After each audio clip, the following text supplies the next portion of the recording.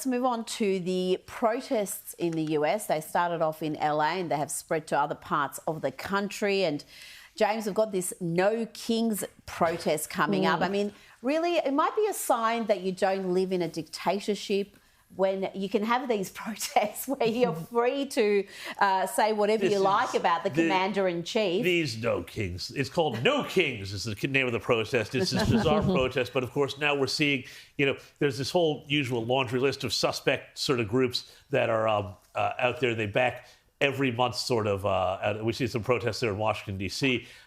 But for the most part, I've been looking at a lot of footage from around the country.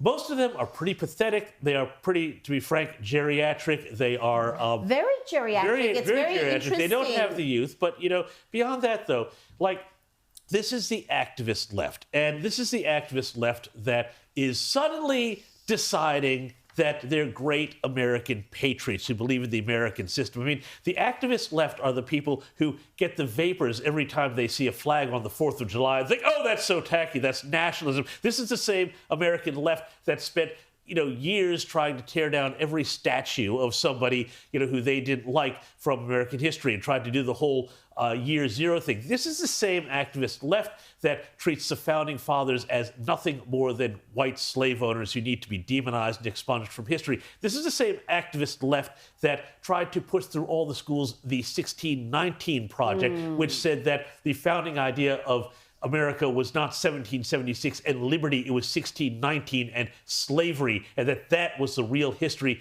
of the United States. The activist left that is behind these protests has a great distaste and dislike for freedom and the American system. It is not, Rita and Caroline, that they are against kings. They're against Donald Trump.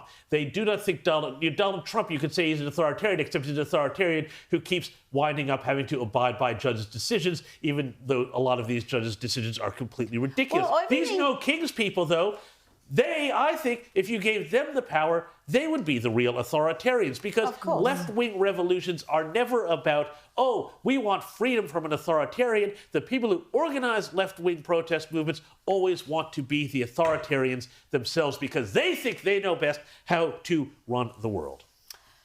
Everything you just said reminds me of the same leftist self-loathers we have in this country who think we're just, all our values and history is something to be ashamed of. Completely.